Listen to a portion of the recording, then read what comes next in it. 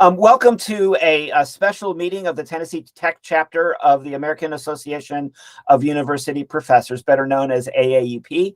I am your faculty president for the academic year 2022-2023. I'm Andrew Smith. I'm a tenured senior instructor of English here at Tech. I started out as an adjunct back in 2001, and it was in my days as an adjunct that I fell in love with the academic labor movement and all the great work they do for anyone who teaches in a classroom.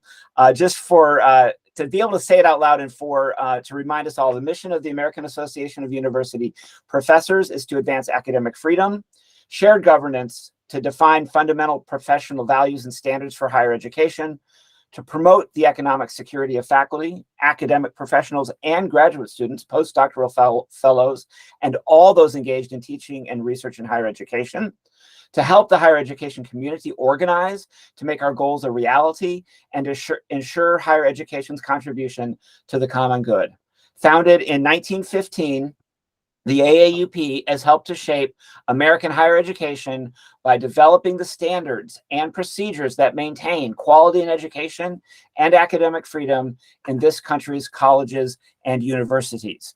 We are privileged to have as our guest on this call the current president of the AAUP National, elected in, I believe it was in around 2020. It is Dr. Irene Mulvey, who is the mathematics professor at Fairfield University in the College of Arts and Sciences. She served at every level of AAUP, locally, her campus chapter, her state conference, and she brings a lot of energy and enthusiasm. I've heard her speak on another Zoom earlier in the struggles that we're having here in the South, is particularly in advocacy chapters. And she brings me a lot of hope and a lot of energy for the future of AAUP and for the future of our profession. According to this wonderful press release from her university, President Mulvey said when she became our president, "As an academic, I am keenly aware that the mission of the AAUP and its work are essential to the continued health of the academic profession. I have served in leadership roles at national levels for decades, and I was ready and eager to step up when I saw the opportunity to serve as president of an organization that has been such an important part of my career. I am truly honored to have been elected and look forward with excitement to this new role." So she's been serving for some time. We are grateful. She didn't even hesitate a moment when I asked her to come and visit with us. So she's here for the chapters, even in Cookeville at Tennessee Tech, where we've had a lot of struggles, of which President Mulvey is fully aware of some of the struggles we've had as a chapter and as faculty on this campus. So with great enthusiasm and great gratitude, I welcome AAUP President Dr. Mulvey, Irene Mulvey, to our Google meeting this morning. So take it away, President Mulvey. Thank you so much, Andrew. Thank you for that lovely introduction, that very kind introduction. I know how difficult a time it is right now to meet. I understand this is your meeting hour, so I'm really grateful that Andrew's recording my remarks so that he can share it with other faculty members at Tennessee Tech, and in the hopes of growing the chapter and building power. My understanding is that, well, let me just begin. So whether you're here today, I'm delighted to see you. Thank you for finding the time, or whether you're watching this later on as a recorded remarks, I'm delighted to have you listening. For those of us whose lives are ruled by the academic calendar, this is a very bittersweet time of year. The summer, when we relax or have time, our own time to do our own work and be productive, to recharge and renew, is coming to an end. I truly hope your summer was productive and relaxing, and I hope you're looking forward to classes and colleagues, which is what I always looked forward to when the summer ended. I can't think of a better way to start off the semester than with a meeting of the Tennessee Tech chapter of the AAUP. It was a pleasure to connect with your chapter president, Andrew Smith, a couple of times over the summer. I also know your colleague, Josie McQuail, from our years serving as elected leaders on the AAUP's Assembly of State Conferences. I want to thank you all for finding the time to attend today's meeting, since I know how busy you all are. The fact that your leadership organized this meeting And it tells me that this chapter leadership at Tennessee Tech is dedicated to the institution and its mission. That faculty, the chapter members at Tennessee Tech understand that governance work is part of their job, that part of faculty work is governance, and it's as important as teaching and research if we want the institution to truly live up to its core academic mission. So I know Andrew's invitation to the meeting said you'd hear about the work the AAUP is doing on the national level, and why a chapter like yours is so important to, and he asked me to speak for about 10 minutes. So I'm going to break up my remarks into two sections. What the AAUP national organization is all about, including our two current big initiatives, and the importance of a campus-based chapter like Tennessee Tech's to the campus, national AAUP, and higher ed. I'm viewing this as a recruiting meeting. So I'm trying to recruit new members, help the chapter to recruit new members, because that's what we need to build power. Okay, the AAUP was founded 107 years ago in 1915.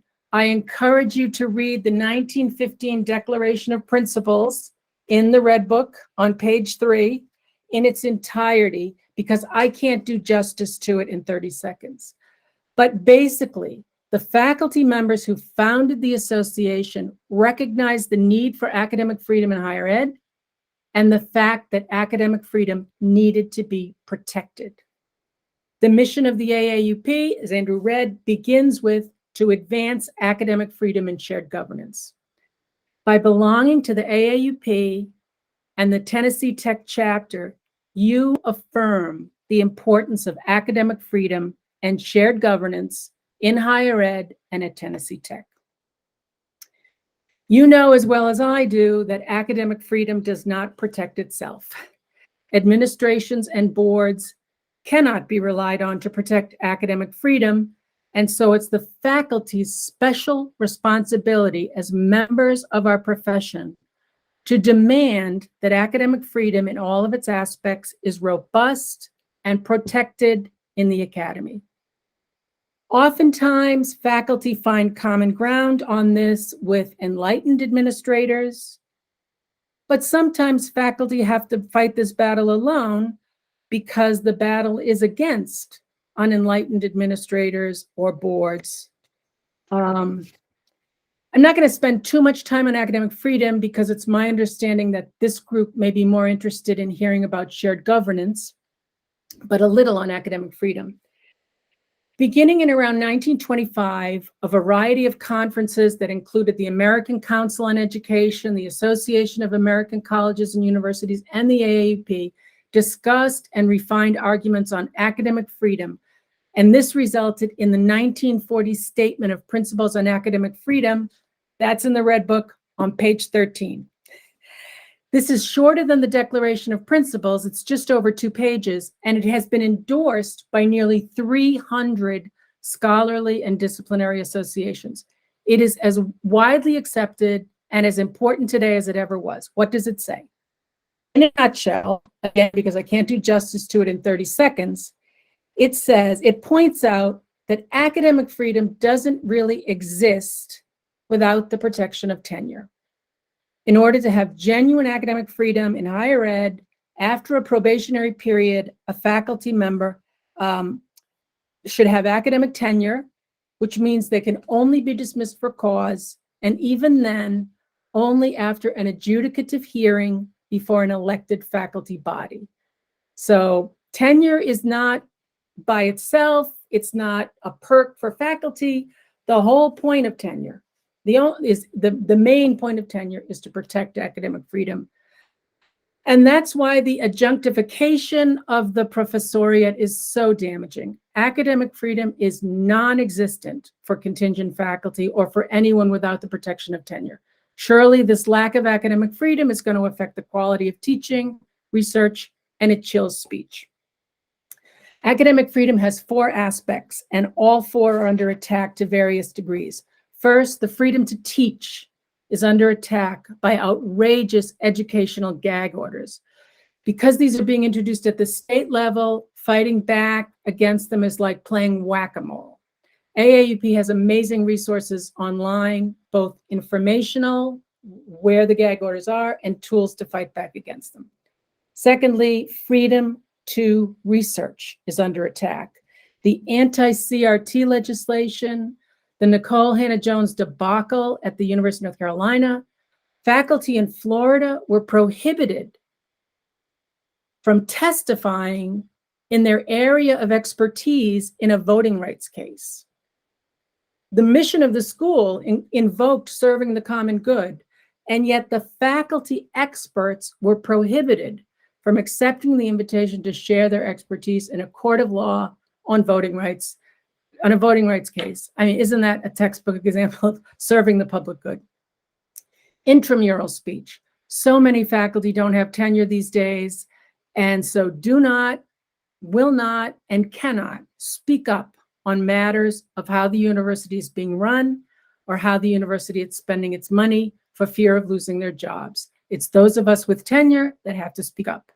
And extramural speech. We have a number of recent cases. That's the fourth aspect of academic freedom. We have a number of recent cases where faculty have been dismissed or disciplined for posting on personal social media accounts, which implicates not only their academic freedom, but their constitutional right of free speech. National has so many resources on this, and I encourage the chapter leadership to organize brown bag lunches or happy hours for chapter members to dig in on the 1940 statement and our other reports for a deeper understanding. Our page with resources on educational gag orders is a great place to start. Let me move to governance. Understanding that academic freedom doesn't exist unless it's protected by tenure and academic due process led to the 1966 statement on government of colleges and universities. That's in the Red Book, page 117. Many chapters have a committee A that on academic freedom and tenure to deal with violations of academic freedom, but usually it's the entire chapter that's interested in promoting genuine shared governance on campus. In my experience, it's what chapters most want to work on. Shared governance demands that faculty have meaningful input and make decisions that are respected in areas of faculty expertise. The phrase primary responsibility first appears in our 1915 Declaration of Principles, but it really takes shape and is more well-defined in the 1966 Statement on Government.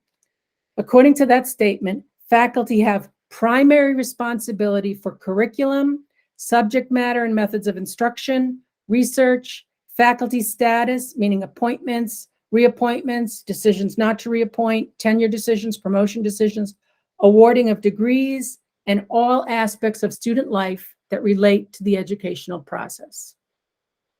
Before I go on, I want to say a little more about the genesis of this statement. It's not just an AAUP statement. The 1966 Statement on Government was jointly formulated by the AAUP, the Association of Governing Boards, that's the AGB, the Organization for Boards, and by the American Council on Education, the ACE, which is the Organization for Administrations. Surely Tennessee Tech is a member of both those organizations. And both the AGB and the ACE, quote, recognize the statement as a significant step forward in the clarification of the respective roles of governing boards, faculties, and administrations, end quote, and both, quote, commended it to their member institutions, end quote.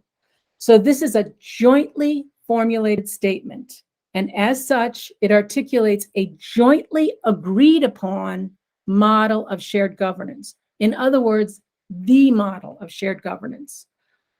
One time at my university, the executive vice president said to me, well, the president believes in shared governance. We're just not sure which model of shared governance. Well, there are different models of shared governance.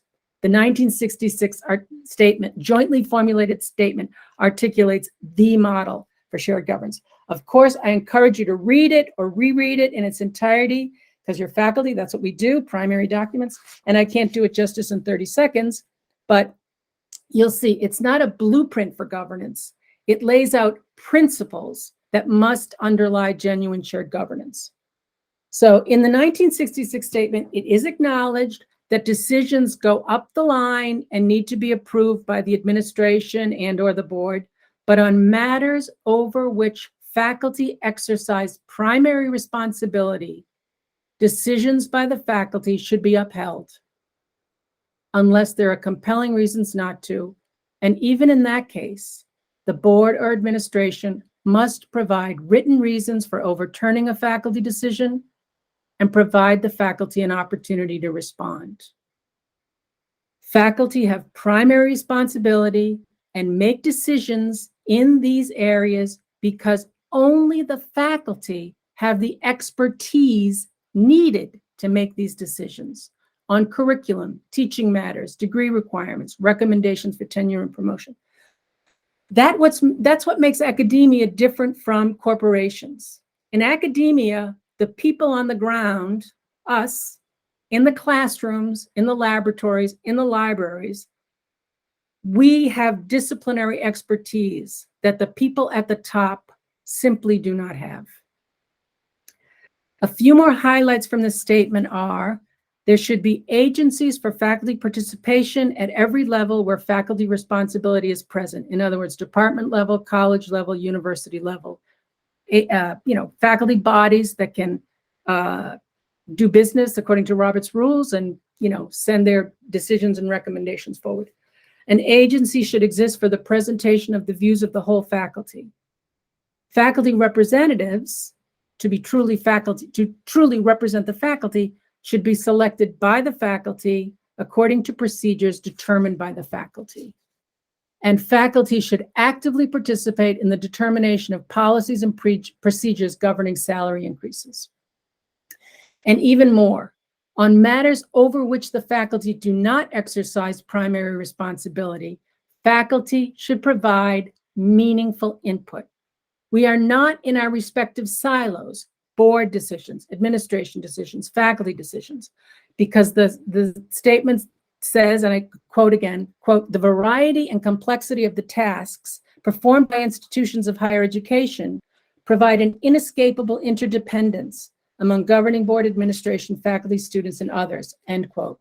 While each body has areas over which they exercise primary responsibility, even in areas where faculties do not exercise primary responsibility, where the areas affect the core academic mission, faculty should still have a seat at the table and a voice in the discussions to provide meaningful input.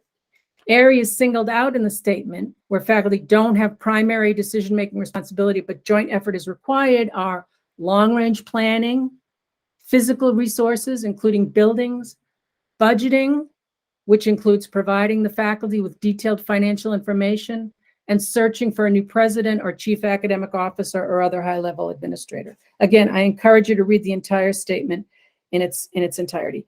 At this point, someone usually asks the question about how the AAUP chapter should interact with established governance bodies on campus, whatever plays the role of a faculty senate at Tennessee Tech. That's a great question, so I'll address it. The Senate, or whatever plays the role of a faculty senate at Tennessee Tech, assuming it's properly constituted with faculty elected by faculty and process approved by the faculty, does represent the faculty. And in a well-functioning governance system, can be supported by the chapter and can consult with the chapter's experts on AAUP standards and principles.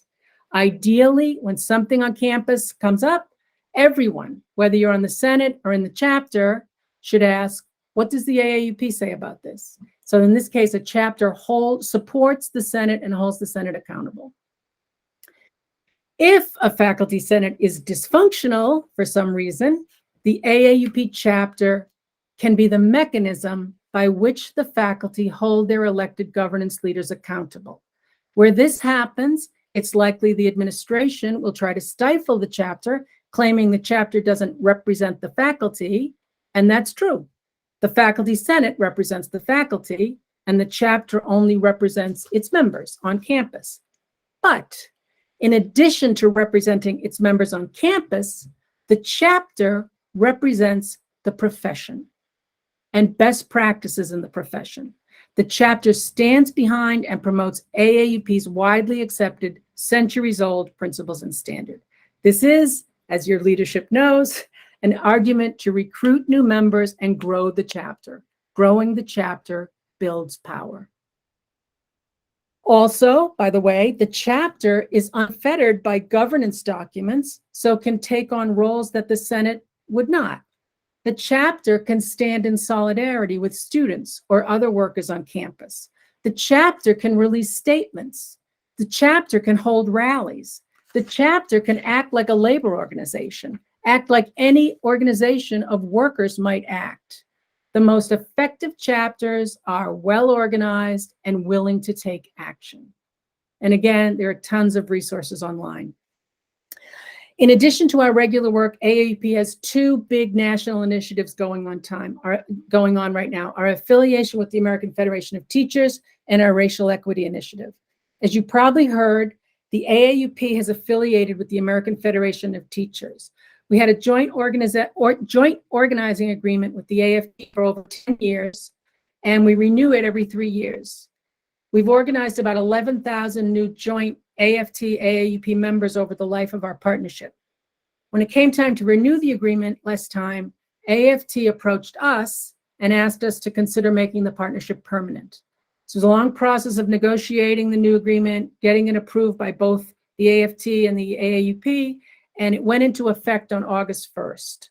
So in this hot labor summer, with approval of unions at the highest rate it's been since about 1965, this affiliation builds a more powerful academic labor movement. Let me be clear, it's an affiliation, not a merger. AAUP remains independent and autonomous. Everything we used to do, we'll continue to do.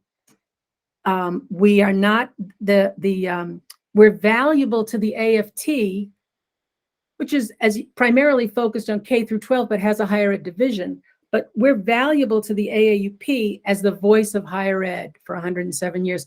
They don't want to dilute that or take us over. Our academic expertise in academic freedom and shared governance, combined with AFT's resources and reach, that's what's going to build a more powerful academic profession. For you all at Tennessee Tech, this is value added. Every AAUP member is now a member of the AFT, and you should get a membership card soon. If you Google AFT member benefits, you can see the expanded benefits you now have. There's travel, there's pet health insurance. I don't know much about the Tennessee Federation of Teachers. Maybe Jay Thompson does, if you speak to him. But there's a potential to get involved in government relations work at the state level with the AFT State Federation. I was elected president, and as Andrew said, of the AAUP in 2020. I ran on a platform that included the pledge to begin to address racism in the AAUP and in the academy. National AAUP began a racial equity initiative that involved training with an outside consultant for elected leadership and staff, and as a start. And right now we're beginning an implementation phase. It's a slow and deliberate process, but I vow to continue to keep racial equity and anti-racism at the top of my agenda for as long as I'm president. And I truly hope to put structures in place that will result in permanent organizational change to keep the AAUP focused on becoming a more anti-racist organization on an ongoing basis. And eventually, with this, we hope to have tools and resources on racial equity for chapters. Okay, I've gone on a while, but let me end with the importance of this campus-based chapter to Tennessee Tech, to National AAUP, and to higher ed. At the campus level, as I'm sure you well know, shared governance does not exist unless the faculty demand it and devote the time and energy needed to participate in it. If a faculty allows some of their decision-making authority to slip away, it is extremely hard to get it back. But it's not impossible. I've seen it happen, and I've lived it during my career at Fairfield University as a faculty activist. An organized faculty can recover genuine shared governance, and an enlightened administration should want genuine shared governance, and your AAUP chapter is the mechanism by which you demand shared governance and work to strengthen it. Right now, though, the bigger picture is that democracy itself is under attack. Education plays a fundamental role in a democracy, and that's why education is under attack. Demonizing teachers, there's different attacks on K through 12 and higher ed, but still, there's this relentless demonization of teachers, banning books, banning the Diary of Anne Frank and the story of Ruby Bridges, prohibiting the teaching of a full and complete history of our country. These are all of a piece. These attacks on education are all of a piece with attacks on democracy and a move toward authoritarianism. It's a dangerous time, and higher education has a role to play in preserving, protecting, and strengthening democracy. And make no mistake, higher education is under attack because those who would like to see the US move toward authoritarianism recognize the power of education. Authoritarian regimes control with disinformation and lies. Education and truth are the ultimate threat to authoritarianism. Your membership in this chapter and in the AAUP connects you to the larger academic labor movement and strengthens the academic labor movement. Your AAUP chapter can be as much a part of this movement as the members want it to be. Education and activism are what's needed to make our institutions live up to their missions and save democracy. Education is what will move us toward a multiracial, pluralistic democracy in which every person has the opportunity to thrive, where equity and justice are bedrock principles we live by, where we help the most vulnerable, where we lift up the most needy. And activism is what gets things done. It's been a pleasure addressing you today. I look forward to connecting with the Tennessee Tech chapter in the future, and I am happy to take questions or move the speaker window back to Andrew. Thank you. Thank you so much, Professor Mulvey. We are honored and thrilled. That was just the invigorating shot of activist enthusiasm and mentoring that I had hoped you would provide. So much gratitude from Tennessee Tech, from Cookeville, Tennessee. I'm going to stop the recording now, but please stay on the call. And everyone else who's able, if you don't have a 12 o'clock that you have to run to, please stay on the call. And Tennessee Tech AAUP is going to be visible this semester, and this academic year. So please keep checking your emails. Please stay in touch. And please reach out to me privately or directly if I can do anything for you as your chapter president.